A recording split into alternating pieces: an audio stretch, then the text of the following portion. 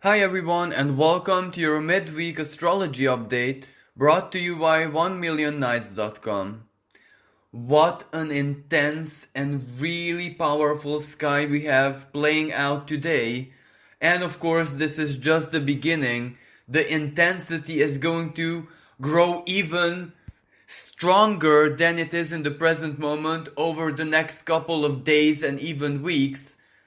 But before I get to speaking about what comes up, let's just take a look at what is happening in the sky right now.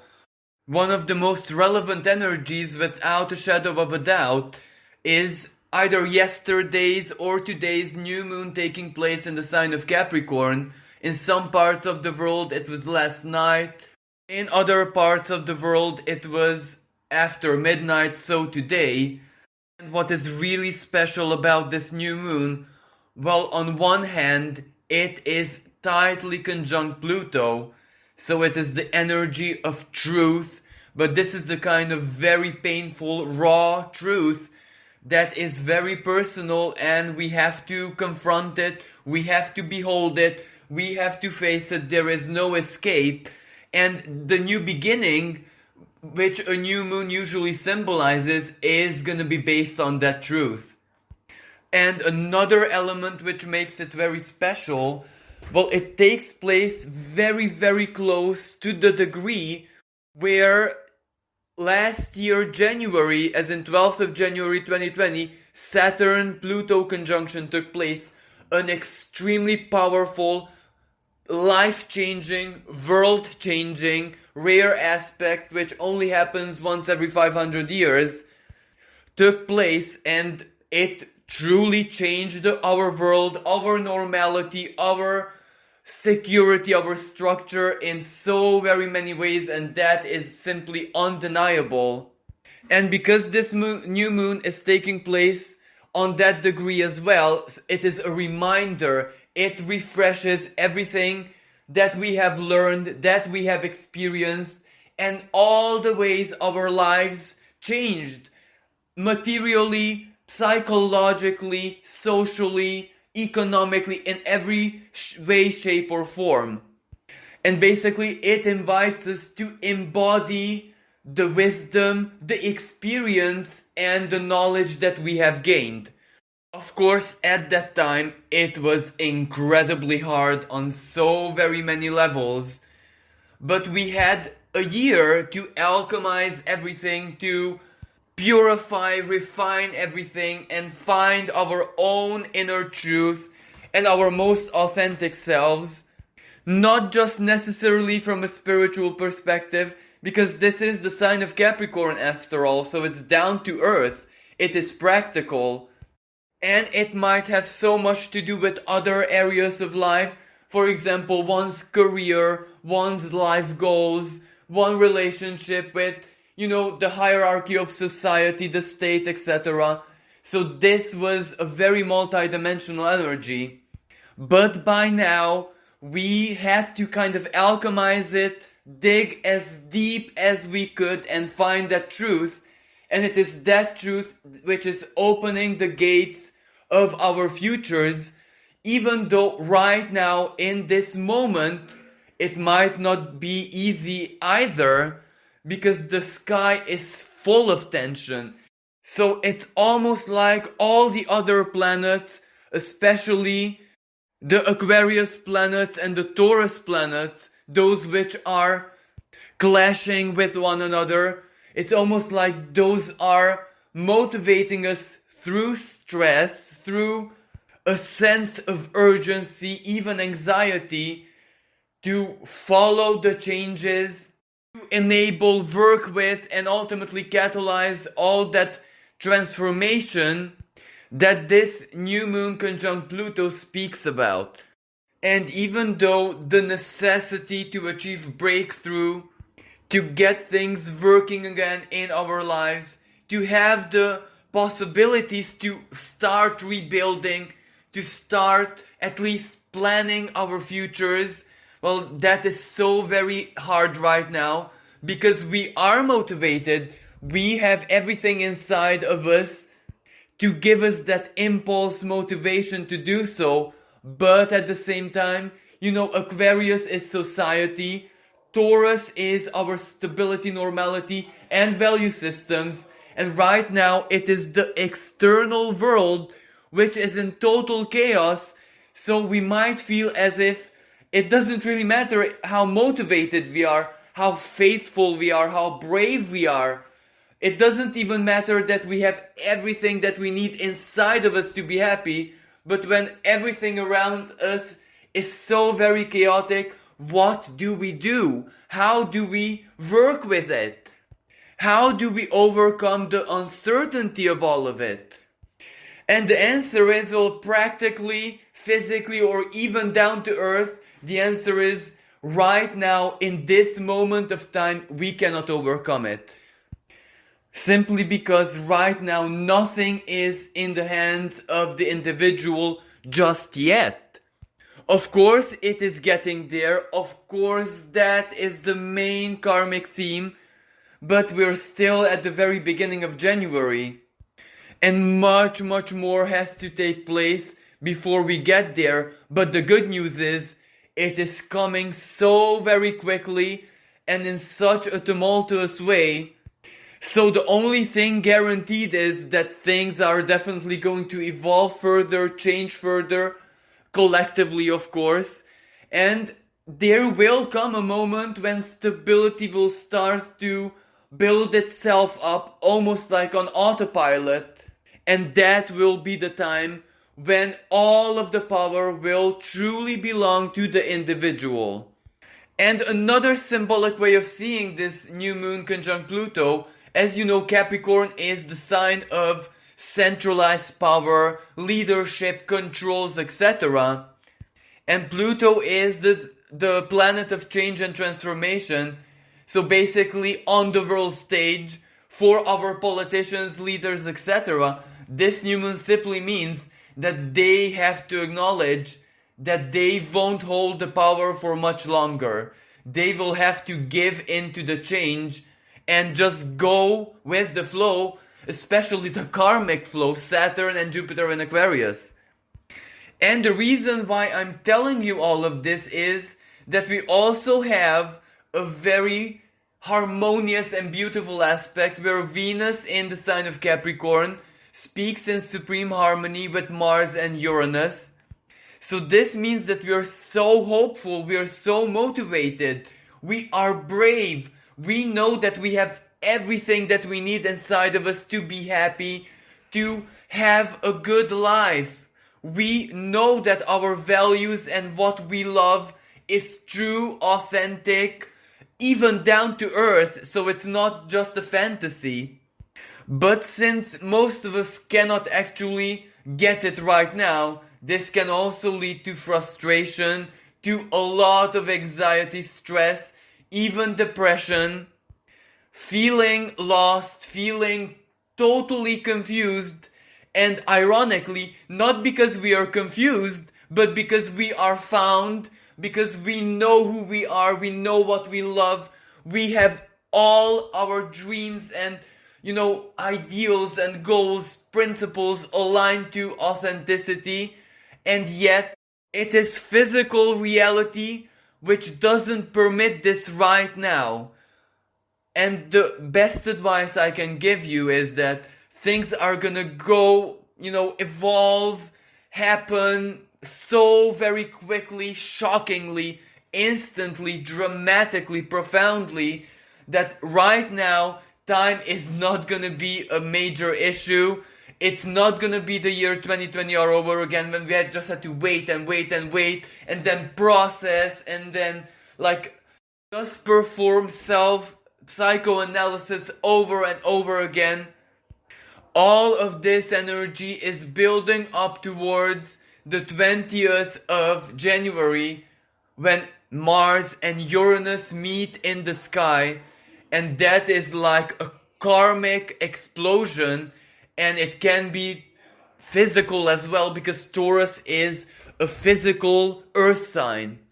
And this explosion, this detonation, this earthquake, well, on one hand, it's 100% political. It 100% affects our value systems finances, banking, the way resources are shared.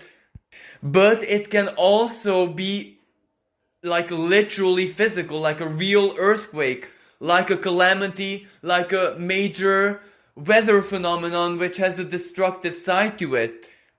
And the reason I'm telling you this is not because it's doom and gloom, it is because the earth is reflecting the urgency of the changes.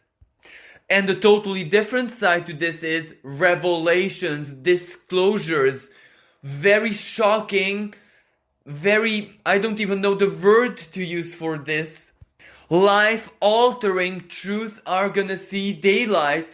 And that is also let's say, informational earthquake and calamity, because it is definitely gonna shock us. Yet another side to this, Uranus is the planet of revolution and rebellion. It is the planet of humanity, the human collective, all for one for all, liberty, equality, equity, etc.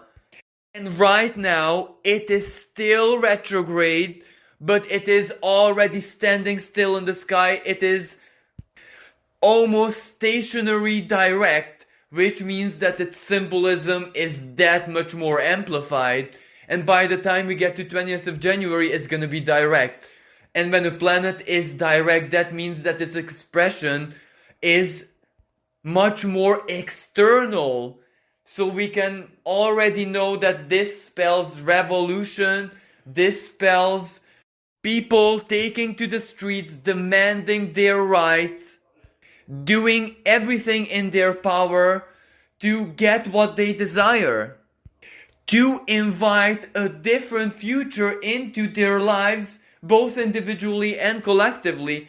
So it is going to be so very intense. And whatever we are feeling right now, may it be frustration, may it be anger, even if it's depression, even if it's, well, there is hope, but there is no hope. So a contradictory feeling. All of this is going to change very, very soon.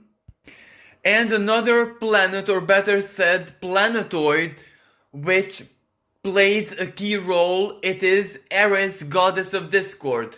Now, Aries is quite relevant because let's see things from an astronomical perspective.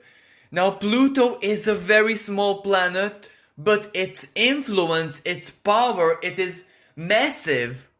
And Aries is a planet which is roughly the same size as Pluto and even further away from the Sun, even slower, and Aries is going to go retrograde, so she is standing still in the sky as well, in the sign of Aries, squaring Pluto. So that makes everything that much more intense, and Aries is all about the rights, the sovereignty of the individual. So when these two extremely intense planets, Pluto and Aries, square each other, well, it's very clear what that means.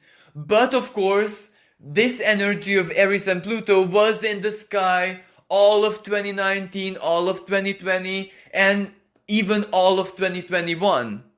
But it is because Uranus is being activated that is what makes things have a totally different kind of gravity.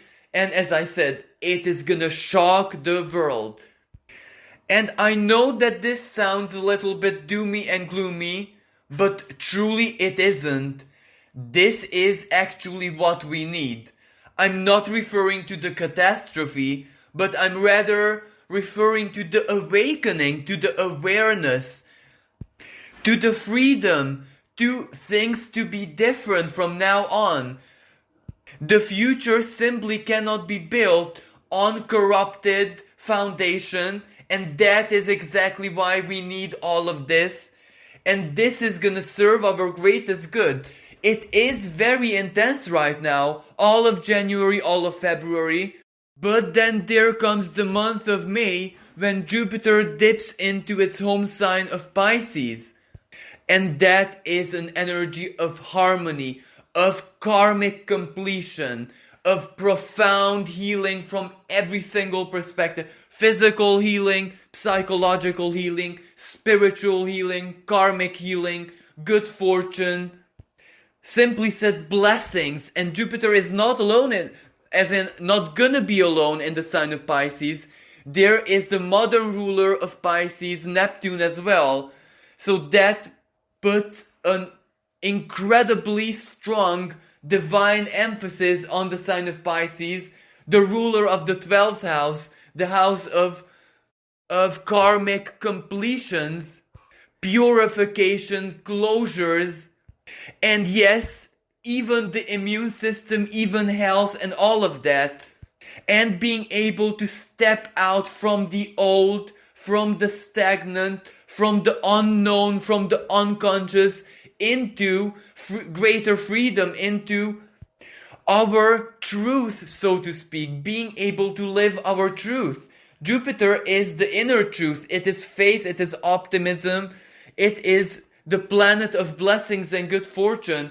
So the month of May is when deep healing is going to begin in all of our lives and also collectively. Another very important power player right now is also Mercury. Mercury is conjunct Saturn and Jupiter in the sign of Aquarius. Mercury is the planet of mind, and it is extremely comfortable and it functions so well in the sign of Aquarius.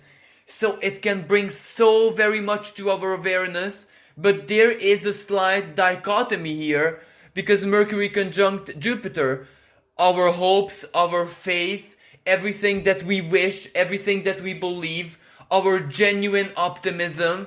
But Mercury conjunct Saturn, well, we are also aware of the limitations, especially those limitations which are not that much internal. You know, the rules and regulation, restrictions, the COVID, not being able to travel, and everything having to be almost forced to take place online. Now, on one hand, that favors Aquarius. Aquarius rules the internet online, but when it is way too much, when it is already oozing out of every pore of our beings, we no longer wish that. We already perceive that what should be a blessing as a big limitations, as something that is no longer serving our greatest good.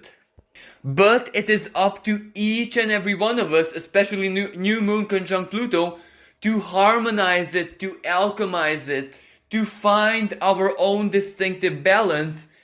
And I think the main idea, which applies to every single one of us, we have to be detached. You know, the internet, media, external reality, the opinions of other people, the opinions of politicians and leaders, etc., can only bring us down if we allow it. If we are detached from it, if we try to limit it, or at least filter it, not pay attention to it, not give it our energy, our focus, our soul, our psyche, our belief, then it can simply not enslave our mind and soul. This doesn't mean being ignorant, because Mercury is conjunct these two planets. So we are aware, but being aware doesn't mean that we have to enslave ourselves to those sources of information. We don't have to fear it. We don't have to be part of the drama. During these times, it is so important to just stay optimistic and to cling on to hope. Jupiter in Aquarius, our hopes, our dreams, our future. So we are actually empowered, even though there is that square with Mars and Uranus, but that square is not really necessarily bad. Because yes, it can expand and amplify the fears, and you know, that really agitated Mars, especially when it means Uranus. But at the same time, we can choose it to empower our Mars, to give us endurance, to give us perseverance, to give us the courage to simply block out all the drama, all the fears, and just choose to live in our own truth, to protect our own inner values. And you know, one of the more let's say, unfavorable expressions of Mars in Taurus can be a really strong stubbornness. It can be like my way or the highway, and even if my way is not possible, well, I'm still not gonna give up, I'm still not gonna change my mind, I'm still not gonna change what I want and desire. And usually that leads to bad situations, but it is up to us, we can use this energy in the most favorable way, as in, I'm still not gonna fear, I'm still not gonna be enslaved by all this confusion and half-truths, deception, lies, etc. I'm still gonna choose to live my life in my serenity, regardless of what outer reality tells me. This stubbornness can be used in the most favorable sense, and it is not ignorance, because you're not ignoring what's going on out there, but you're choosing to stay strong. And also with that Uranus, the planet of individuality, sometimes it can play out, yes, the whole world is in chaos and whatever, but that doesn't mean that you personally, with your karma, with whatever you have in your thoughts and in your superior thought patterns, that Uranus, that can be absolutely contradictory whatever is going on in the world. And since that Uranus is the rebel of the zodiac, well, you can perceive this energy that you can still have a major big fortune, you can still have a huge success, you can still accomplish all your dreams and whatever you want, despite the world being engulfed in chaos in so very many ways. And isn't that the true rebellion of being okay, being successful, being you, and doing and living life how you want to live it, even when it's not really possible? That is the biggest rebellion out of all. That is the biggest act of detachment. That is the most divine expression of one's individuality. When you are master of your own reality, when you're master of your own fate and life, it doesn't matter how the world looks like, you can still be you and you can still thrive and prosper because you possess that Uranian quality, as in your highest cerebral activities, maybe your superconscious, the unlimited intelligence that a human being can possess. If that dominates everything, well, then it's literally mind over matter. I think, therefore I am. And if I think I'm okay, if I think and firmly believe that the external chaos doesn't have to affect me, then you can simply create this quantum reality for yourself, and there it is. The world can be in chaos and you can thrive and prosper. And it's not selfish, because the more individuals are okay at the same time, well, that is hope for the future. You can share that with others, and of course you can actually inspire others with your Uranian way of being. And for the rest of the world, it is a muchly needed wake-up call. It's not necessarily that we have done everything wrong and humankind has made so many bad choices and decisions, even though there is that part as well. It's just that the way we used to live, the way we used to function as a species, as a society, is no longer compatible with the future. So like it or not, we have to adapt to what the future brings. And that is a quantum world. That world is ruled by artificial intelligence. That world is ruled by the intellect, but also the heart, the harmony between the two.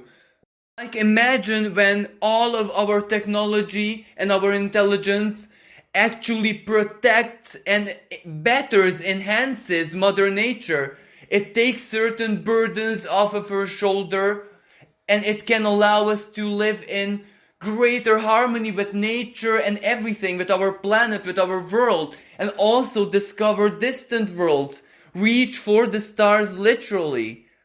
And in order for us to have the right aspirations and to see the positive potential of the future, we need a wake-up call. A very strong Uranian type of shocking wake-up call.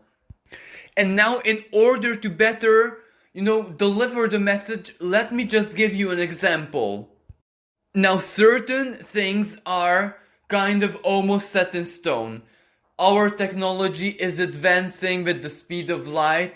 It's digitalization and, all of the science in its most highest expressions is gonna be part of our each and everyday lives. It is the future. There is no doubt about it.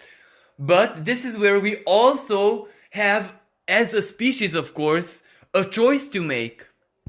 Right now, Neptune speaks in harmony with that new moon, as in it forms a sextile. Now Neptune is fantasy, but also the gateway to the divine. And very many times, our fantasies are just mirrors to the future that we are creating. So a fantasy can be, for example, a movie.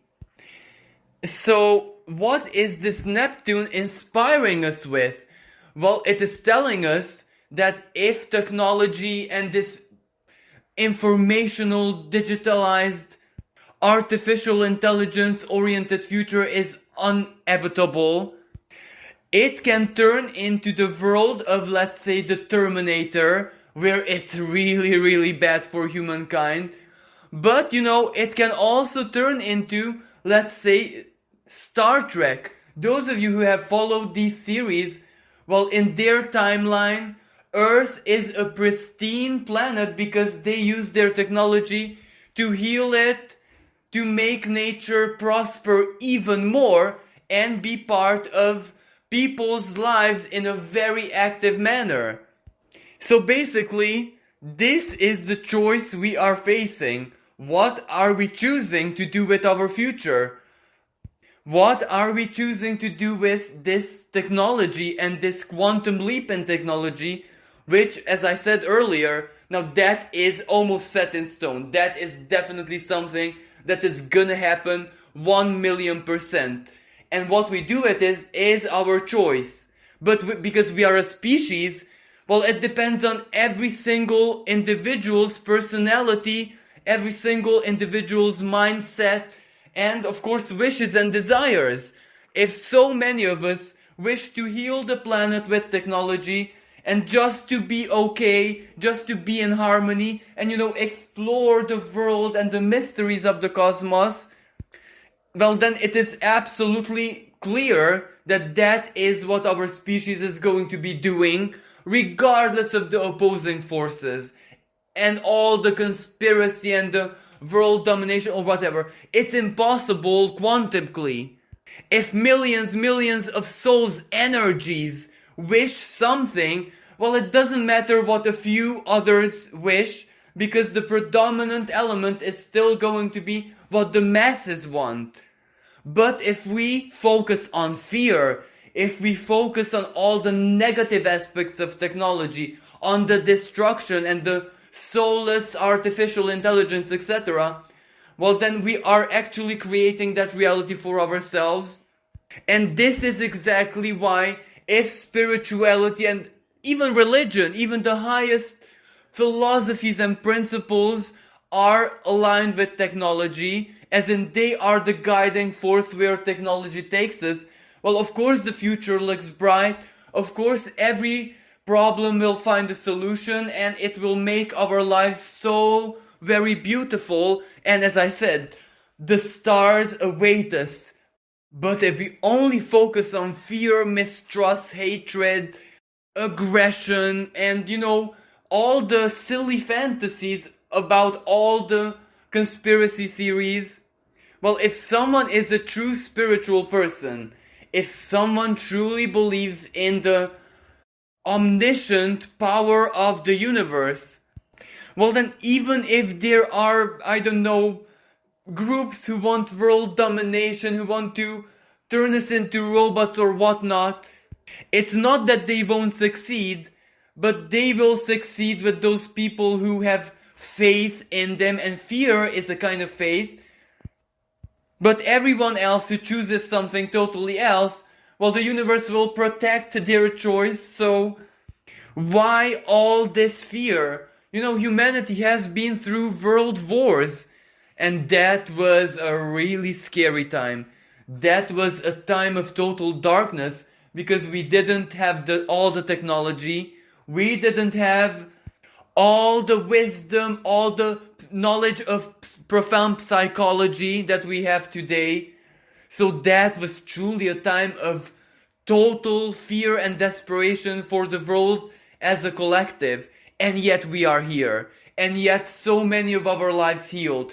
Of course we carry deep traumas and wounds from those times, ancestral traumas, but we are still here, and so many of us are still okay, and we are still trying our best to heal, to, exactly embrace a better future, exactly the main karmic theme of the present moment.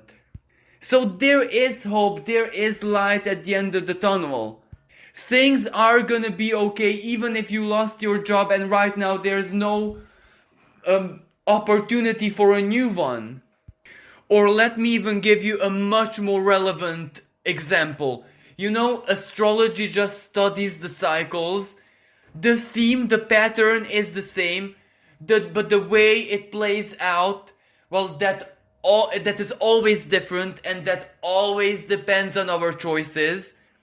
So the theme is, the cycle is the Great Depression, Uranus in Taurus, when our value systems are profoundly changing. And even in the 30s, America, the state of America, was the superstar of this astrological show because it was hit the most. And it's not just Uranus in Taurus, but it's also Pluto in Capricorn. America's Pluto return in the second house of values and finances and prosperity. So absolutely is the Great Depression all over again, as in a karmic theme, as in the crisis, as in the need to change. And yet you see, it is playing out in a much more gentler manner than it has done in the 30s. Now people might argue with this, but let's just be honest. It's really, really not as bad as it was. And if in the worst case scenario, there is international community. So there is help there. And this is a living proof that yes, the cycle is the same, but because of our wisdom and all the good things that we have done based on the lessons learned in the Great Depression, we're already living a much gentler expression of this. And what happened after the Great Depression? Prosperity, technological boom, people found happier lives. So much good happened after it. And that part of the cycle, the regeneration, the recovery, and the, quantum leap into the future, that is also part of this. So if you see the wisdom in astrology, if you work with astrology, well, that is already a guarantee that is going to be more than okay. And another thing that I would like to mention, at times astrology is kind of reflective of humanity's collective consciousness of that moment. And in the 30s, Pluto was just a fresh addition to astrology. And Pluto is death, and we could see death everywhere. But now, in 2021, we have new, never ever experienced and seen before planetary archetypes. And I speak about planets about the same size and even more distant than Pluto. And these new planetoids, so to speak, in the Kuiper belt, all of them have such a wonderful symbolism. Sedna, for example, the goddess of the sea, helping us navigate out of the turbulent waters of the past, for example. Haumea, a goddess of fertility. Even the planetoid in a physical way, it is egg-shaped, so we are creating something new life, healing, prosperity in every single sense. And even Aries, a planetoid that I have mentioned earlier, yes, she is discord, yes, she is warrior, yes, she is so similar to a combination of Mars and Uranus, but it's all about the rights and sovereignty of the individual. So Aries is a well-needed power because we can no longer be slaves on any level, and Aries ensures that that is what's gonna happen. And also most of these new planetary archetypes, these dwarf planets, the same size as Pluto, so they are relevant, and most of their names, I'm really sorry, I cannot pronounce because they are kind of based on indigenous gods or goddesses, so I still have to train my tongue to pronounce their names, but their symbolism is so magical, so that means that their discovery and integration into astrology is a sign of spiritual awakening and returning to the harmony with the earth. So yes, technology, quantum age, etc., but still harmony with Mother Earth. So that is absolutely wonderful. This is the future. Well, it is written in the stars, so why fear? Why focus on the drama? So if you are going through a really challenging time psychologically or in your material life right now, don't despair, and please use that Jupiter, use that Neptune, use Venus trine with Mars and Uranus to have faith and courage, because you are gonna be okay, because you simply won't allow things to be any different. We are in the age of Aquarius, in a quantum age, so the predominant, let's say, factor is quantum physics, and quantum physics says a change in a state of even the tiniest component changes the state of the whole system. So the more individuals stay hopeful, stay within their own reality, well, that means that you are helping, healing, and feeding your truth into the collective. And this goes beyond mind over matter. This is almost like consciousness over matter.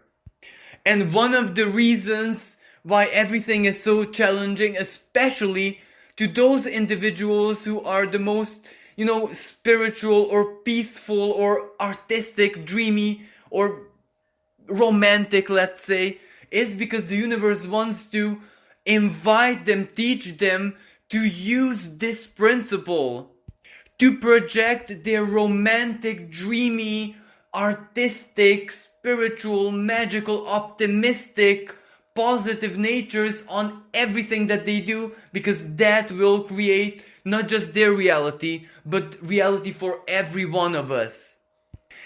Well, this concludes today's astrology update. I do hope that you found it useful. And if you'd like to help us exist in the future, please consider either sponsoring us, or if you know anyone like a website or a highly influential person who could sponsor us, please reach out at the email, which you can find in the comments below. But even if we don't manage to find a sponsor, 1 Million Nights will keep on existing and offering you services, so please feel free to reach out to any of our spiritual counselors, our readers, our experts, and they can help you and guide you in all of your problems. It is only my work, our free content, that will have to unfortunately stop in 2 weeks if we don't find the necessary resources. Thank you so much again for listening. Until next time, bye for now.